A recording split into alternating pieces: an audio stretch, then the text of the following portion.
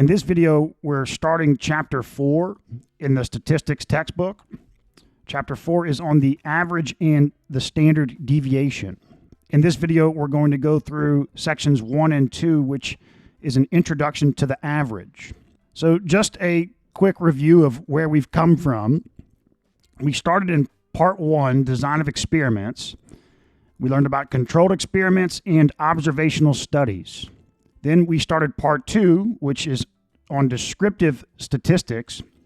And you can break the entire subject of statistics down into two categories: descriptive statistics and inferential statistics. The subject of statistics is related to the collection of data, so how that data is collected, the methods for collecting that data, the process for collecting the data, and then after that, the process, methods, strategies for describing that data and presenting that data. For example, like a histogram. That's one way of analyzing, describing, presenting data through the use of a histogram. Or you could use average and standard deviation, like we're about to learn here. That's descriptive statistics. So I guess you could break statistics down into more than just two areas. I mean, the design of the experiment is an area, right? Collecting data, how the data is collected, the strategy for collecting the data, the variables that come into play, the potential pitfalls, and all the different details that come with how data is collected, how populations are analyzed, things like that. But then once you have that data, in effect, all you've got is just a text file of numbers and letters, lists of items. What descriptive statistics is about is, I wouldn't say how you analyze that data. It's more about how you describe it. You're describing facts about the data. What's the average? What's the standard deviation? That's numerical, but you could make visual aids as well. Histograms, charts, descriptive. You're describing data. Inferential statistics relates to, once you have those descriptive statistics, how do you analyze those graphs and those numbers, those descriptive statistics? How do you draw conclusions about those descriptive statistics, conclusions about that data? That's where like confidence intervals come into play, margins of error. Like, for example, if you survey 1,000 people and get their age at a university, and of those 1,000 people, 200 were this age or something like that. So 20% were this age.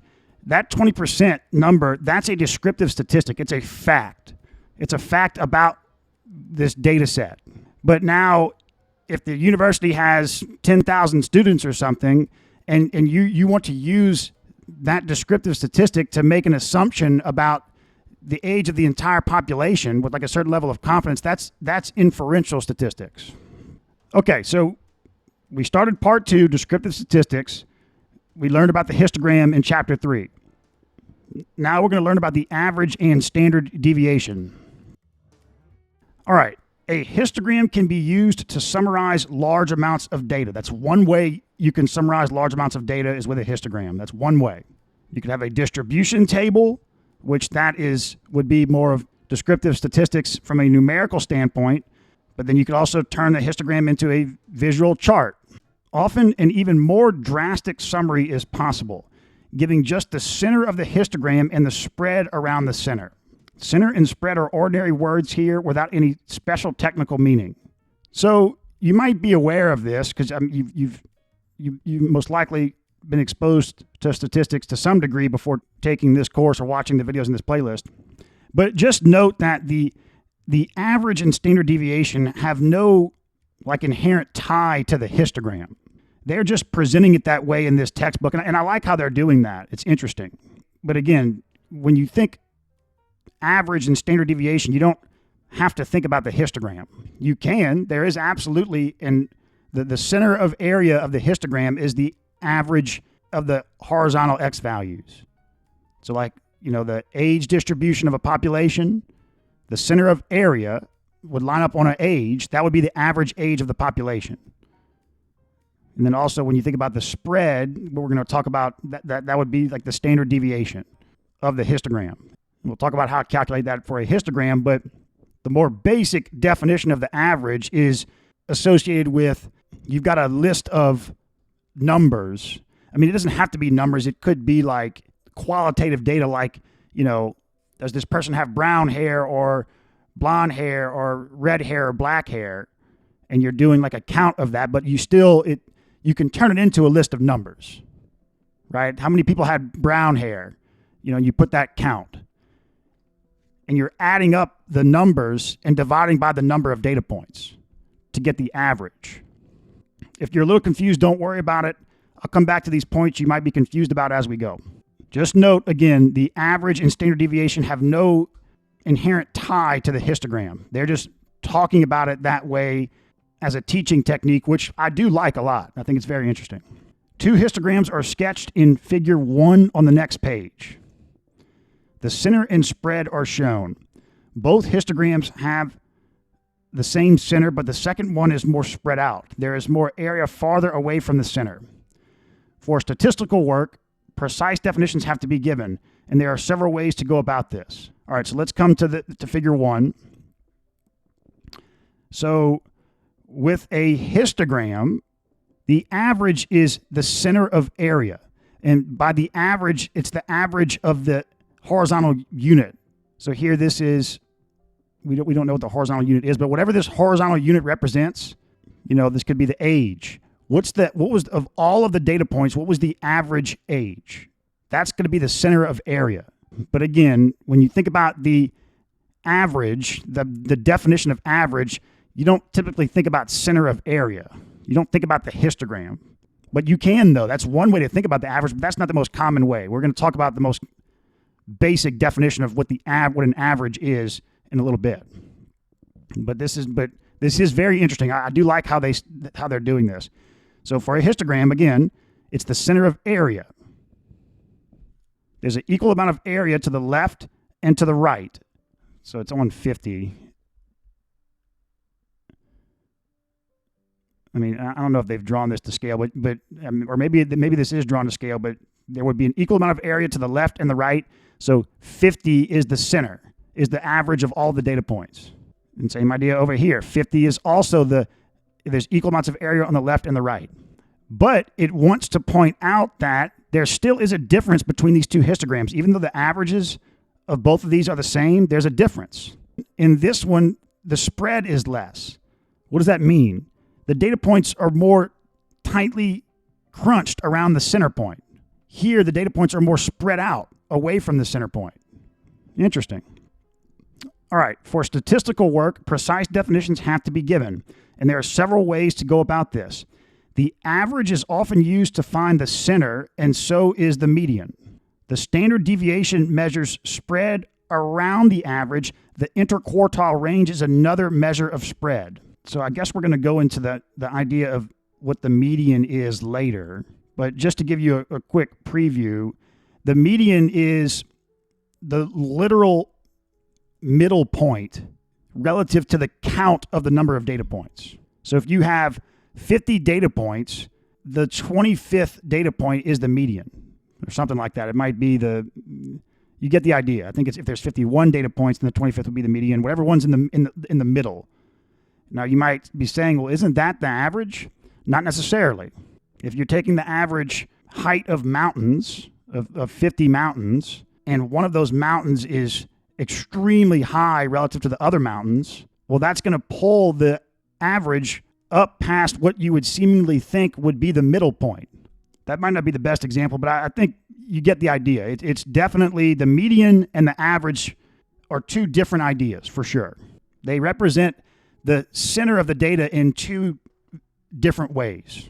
Okay, the standard deviation measures the spread around the average, which it's kind of this idea that we talked about here. You see how you can have different spreads, even though the average is the same or the median is the same, perhaps. The averages can be different, the medians can be different, and the spreads can be different. And it's interesting to think about, well, how is the spread related to the average? How is the spread maybe related to the median? That's all kinds of ways you could do descriptive statistics on data. Is there some interesting relation between the median and the average and the spread that no one's ever thought about? Well, if you can come up with one that no one's ever thought about, then write a paper on it. Okay, interquartile range is another measure of spread. So interquartile range is another way of looking at spread, kind of like median and average are two different ways of looking at the center point. The histograms in Figure 1 can be summarized by the center and the spread. However, things do not always work out so well. For instance, Figure 2 gives the distribution of elevation over the Earth's surface. Elevation is shown along the horizontal axis in miles above or below sea level. The area under the histogram between two elevations gives the percentage of the Earth's surface area between those elevations. So here's elevation above or below sea level. The positive is above, negative is below, and this is throughout the all of Earth's surface. So if you take the area of this histogram between -2 and 0, then that's the percentage of the Earth's surface that is at sea level or 2 miles below sea level. And so what they mean by how things don't always work out so well, like when we were looking at these two histograms, is that think about what is the center of area here? Okay, something like this. Well, what does that tell you? It seems as though the average here is not the best descriptive statistic for this application. Same idea with the spread. Maybe it is. Maybe in your opinion it's a great statistic, but I guess at first glance it doesn't seem like it is. So it says there are clear peaks in this histogram. Most of the surface area is taken up by the sea floors, around 3 miles below sea level, or the continental plains around sea level. So what they're saying is, if you think about how the oceans take up so much surface area, and so all of this is like the average depth of oceans. Yeah, you've got like trenches and stuff that are really, really deep. There's not a lot of that, but just think about the general area, surface area of oceans. That's what's taken up. That's what this peak is, and all the continents are at sea level, and continents take up a lot of surface area, right? Not quite as much. You can see this peak is a little bit smaller than this peak. Here's all the continents about at sea level. See, they're at around 0 here. But here you've got like trenches in the ocean and like mountain peaks. It's not a lot of surface area. And so what it says is reporting only the center and spread of this histogram would miss the two peaks. So you need to resort to other types of descriptive statistics to present this data. Well, one descriptive statistic would be, we talked about descriptive statistics can be numerical or graphical. Well, a histogram's pretty good. It's not bad at all. So this is a good descriptive statistic, but as far as numerical statistics, we need to resort to something other than the average and standard deviation. But that is technically personal preference. If you might be a genius and you realize that the average and standard deviation are great descriptive statistics for this. Okay, so how do you calculate the center of area of a histogram or even the spread? Well, let's read through section 2 first, and I'll come back to that. Because again, calculating the center of area or the spread of an area is not the most common way you think about the average. The most fundamental way you think about the average is not thinking about the center of area of a histogram. But again, that is a completely valid way to look at average, though. And it's very interesting to start that way. I love how the book does that. All right, the average. The object of this section is to review the average. The difference between cross-sectional and longitudinal surveys will also be discussed. Okay, so we're going to look at what a cross-sectional and what a longitudinal survey is as well, in addition to the average. Spreads and standard deviations we'll look at later in the chapter. The context is HANES, the Health and Nutrition Examination Survey, in which the Public Health Service examines a representative cross-section of Americans. This survey has been done at irregular intervals since 1959, when it was called the Health Examination Survey. The objective is to get baseline data about demographic variables like age, education, and income, physiological variables like height, weight, blood pressure, and serum cholesterol levels, dietary habits, prevalence of diseases. So the Health and Nutrition Examination Survey, it's been done at irregular intervals since 1959, and it's just trying to get an assessment of the overall health and nutrition of the population. And to do this, it's going to collect a bunch of data associated with that, a bunch of qualitative and quantitative data. All right, the Haynes 2 sample was taken during the period 1976 to 1980. So it started in 1959, and Haynes 2 was done in 1976 to 1980, during this entire period, 5-year period, 4-year period. Before looking at the data, let's make a quick review of averages. Okay, here's the more fundamental definition of what the average is. This is the classic definition of the average. The average of a list of numbers equals their sum divided by how many there are. A list of numbers, you add up those numbers divided by how many numbers there are, and you get the average of that set of numbers. So if you have the numbers 3, 5, 12 minus 2, you add up these numbers. 5 plus 3 is 8, 8 plus 12 is 20, 20 minus 2 is 18. Divided by 4, 9 halves, that's 4.5, 4.5. 4.5 is the average of these numbers. And it gives an example just like that here. And if we come back here, that's effectively what you're doing when you find the center of area of a histogram. I'm going to go through an example of finding the center of area of a histogram in a second.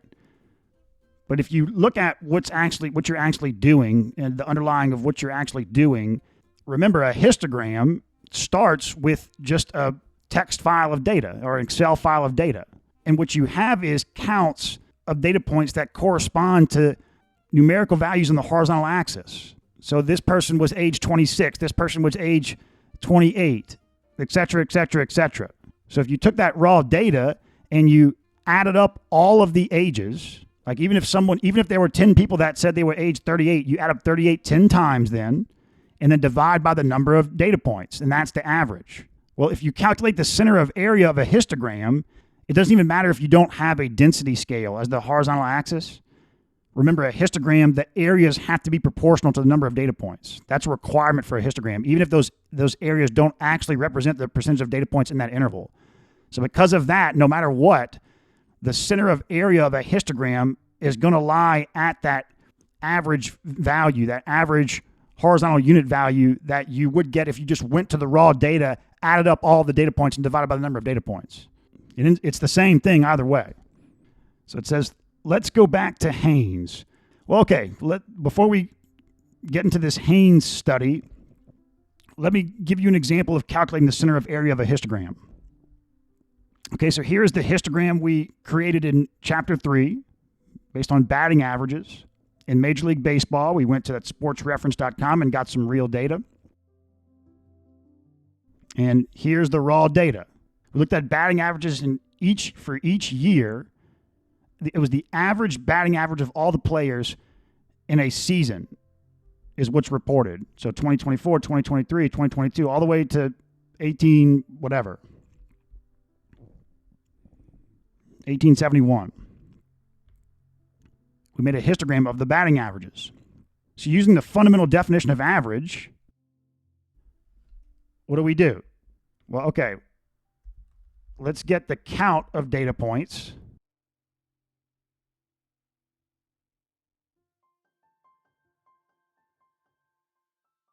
There's 154 data points. Now let's get the sum of the data points. Oh yeah, we named this column BA, batting averages. So I could have just typed in BA. You see, it's doing that for me. I didn't have to highlight it like that. Okay, now let's divide the sum by the count. Okay, that's the average of all the batting averages. Okay, we can check, let's use Excel's formula, BA.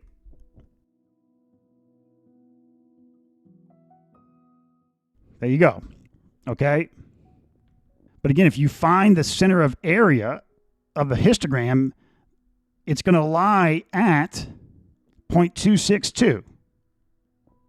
Like, yes, we've got bins, but you can imagine that you could break down the bins into equal tick marks that go along the range of the bin, right? You start at 0.237 and then you put 10 tick marks that go all the way to 0.2442. So the center of area is going to lie at 0.262. And actually, I think it might be too confusing to show you how to calculate a center of area. That's like calculating the centroid of an area. Just to give you a quick overview, what you're doing is you would take this area of this rectangle, and then you would take the centroid of this area, which for a rectangle would be right at the middle. So you take the area of this rectangle and multiply the center of this rectangle by its distance from here. Then you would add that to this area times the distance of its center from here. Do that for all the rectangles, and then divide that by the total area of all the rectangles. And you're going to get a number. That number is the distance of the center of area from this point, from the start point. That number would be 0.262.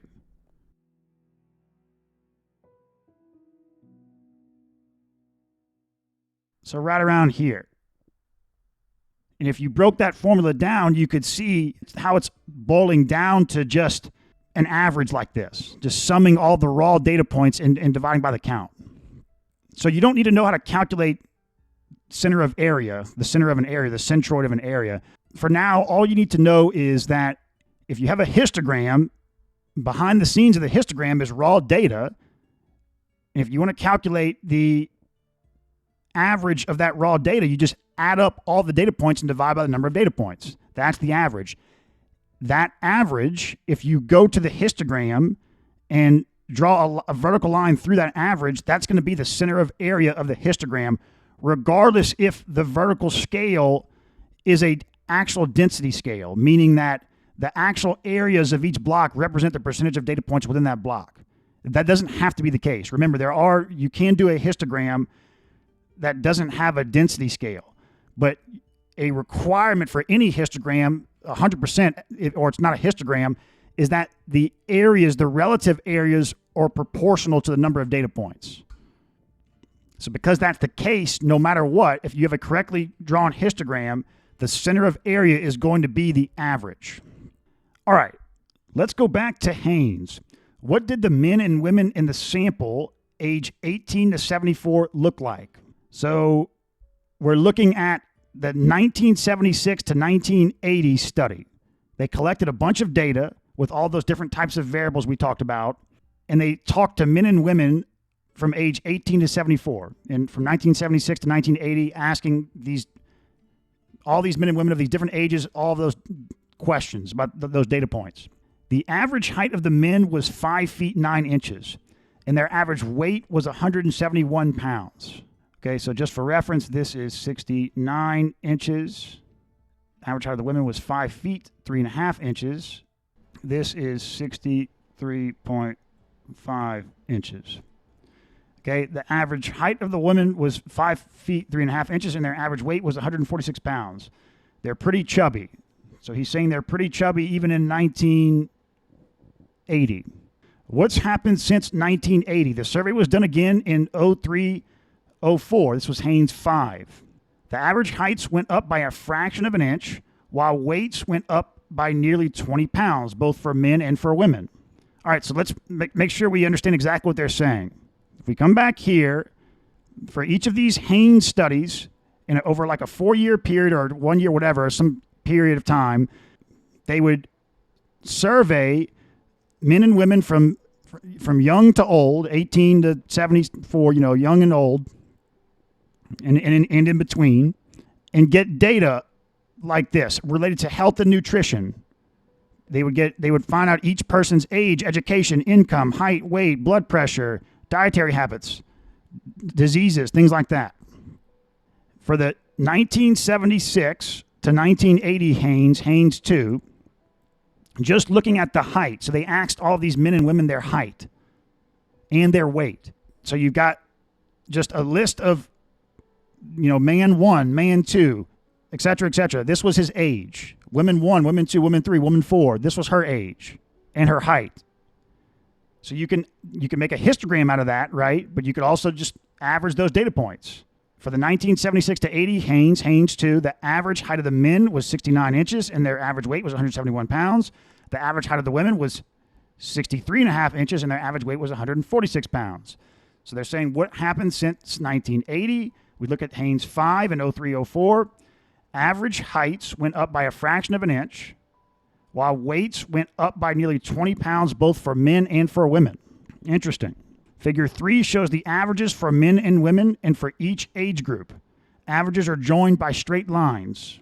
All right, so they've got two charts here. They put on the horizontal axis the age. They could put anything on the horizontal axis. You could put any of those variables that they surveyed on the horizontal axis. They're choosing to put age here. And then in this chart on the vertical axis is the average height in inches. And here in this chart, it's the average weight. And so they grouped data. They separate for each. Okay, so we have two Haynes studies. One in 76 to 80, one in 0304. Solid lines represent the 0304, dotted lines represent 76 to 80 for both charts. But for each of those Haynes studies, they grouped that data, they separated the men and the women, and they also created looks like 6 different groups, age groups. So for all of those different groupings, you could make an individual histogram. You could make a histogram for this young age group for women and for men with respect to height. So in other words, you could look at, assuming there's enough data points, you have to have a lot of data points to be able to have this many groups and still make quality histograms for each group.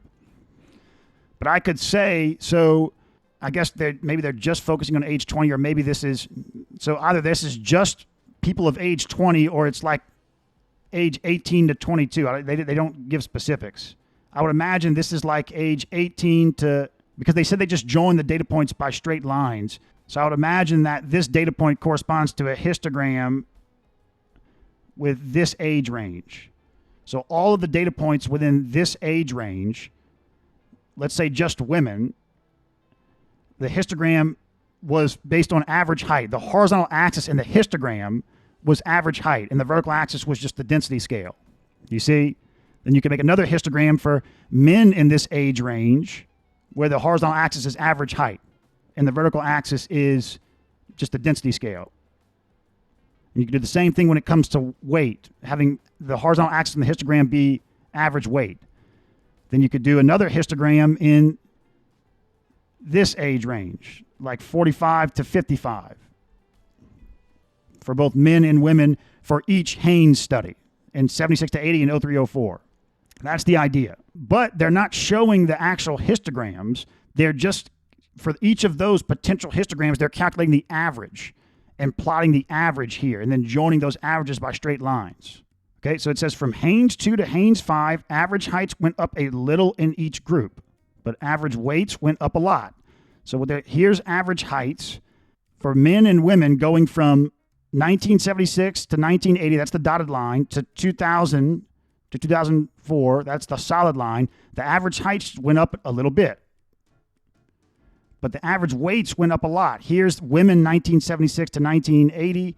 Here's men in 03 to 04. Or here's women 1976 to 1980. Here's women 03 to 04. Men 1976 to 1980.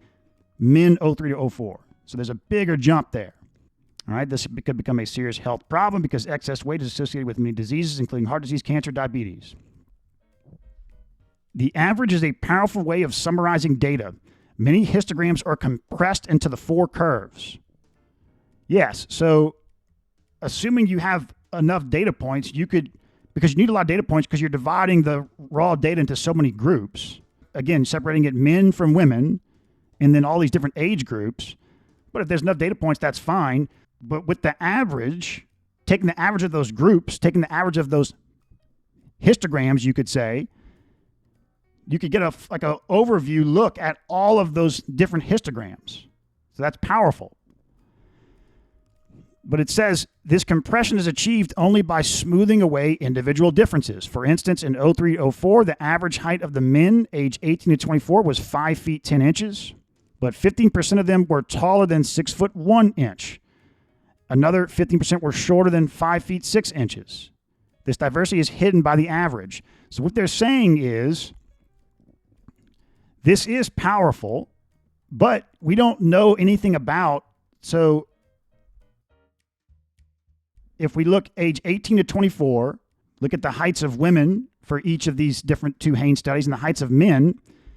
Yeah, if it was all evenly distributed histograms, completely evenly distributed for each of these different potential histograms, then it's not an issue, but that's not going to be the case. They're saying that for men in 03 to 04, you had a histogram that was kind of like, as far as the heights, was something like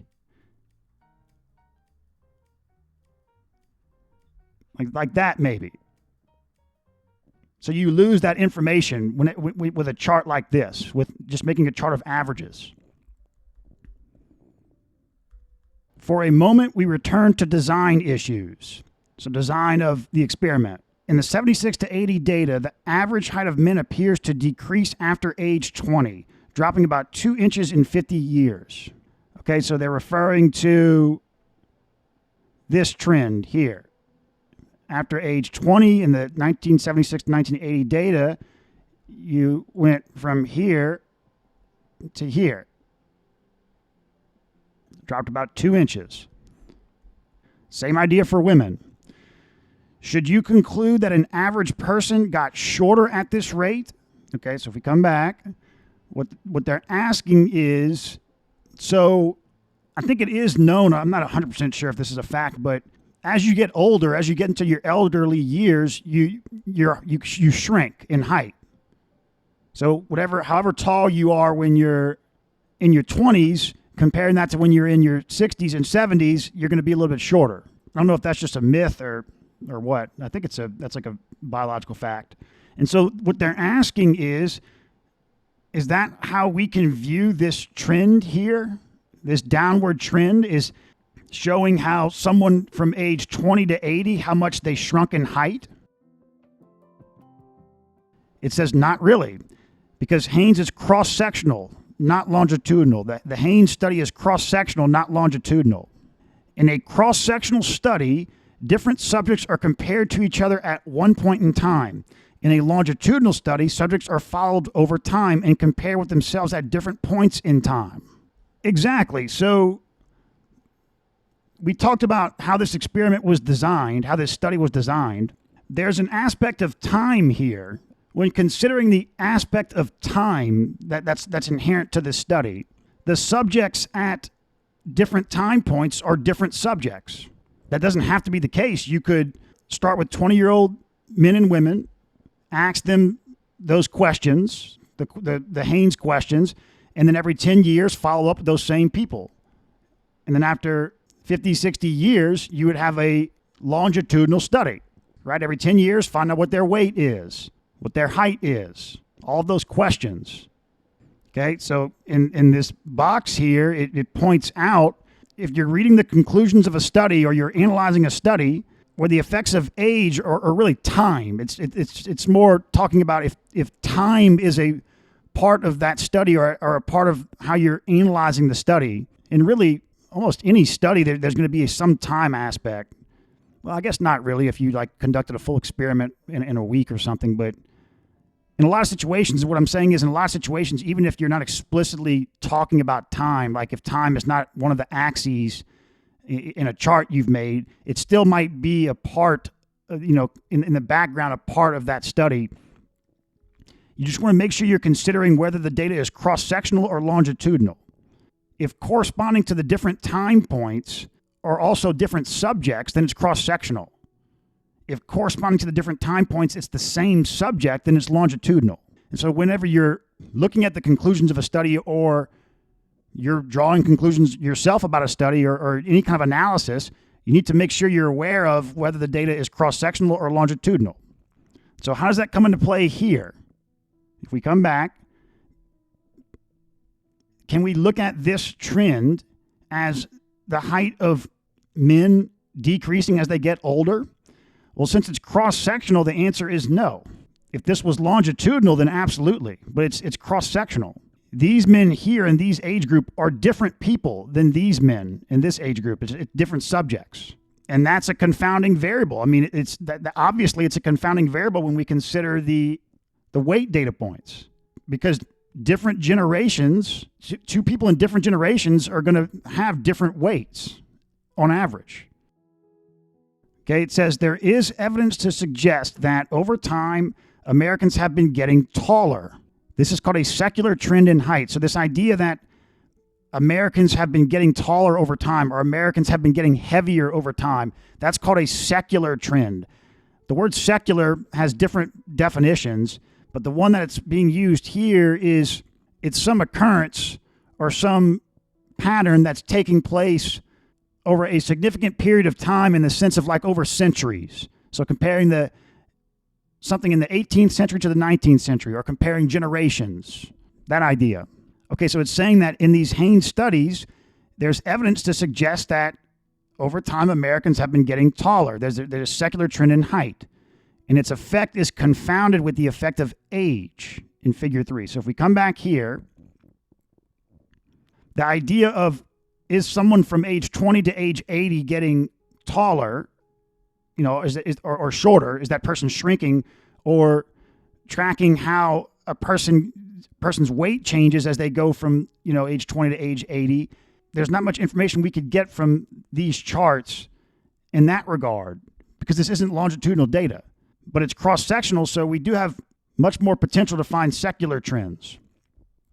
Well, first of all, the dotted lines correspond to, or as a study done in 1976, and the solid lines is a study done in 2003. So just comparing the solid lines to the dotted lines as a whole, we can get secular trends for sure. For example, just take the average of all 6 data points on this dotted line and compare that to the average of all 6 data points on the solid line. You can see that that average is going up. The average heights in the entire 1976 to 80 study are lower than that in the 03 to 04 study for both men and women. And that's definitely the case when it comes to weights, which is pointing to a secular trend in height and weight, an increase in height and weight over time. But it's saying that this secular trend is confounded with the effect of age, because this distance is different from this distance, is different from this distance, etc. That is a good secular comparison to compare old men in 2003 to old men in 1976. As far as a secular trend analysis, that's really a good comparison, but not necessarily comparing how much a man shrinks over time, because these are two different people. But what's also pointed out is that the secular trend seems to be slowing down. There's less of this curve is flatter than this curve. This curve is flatter than this curve. It's hard to pinpoint exactly how the secular trend is changing, because again, age is confounding this. Yes, there is this drop here, but you still do have old men and old women on this end, and young men and young women on this end, and you don't have information about, well, how much does a person shrink going from age 20 to age 80? However, because this is cross-sectional, it is logical to say that because this curve is flatter than this curve, it seems like that secular trend in height is decreasing. Okay, now in the next video, we're going to work some example problems from this section.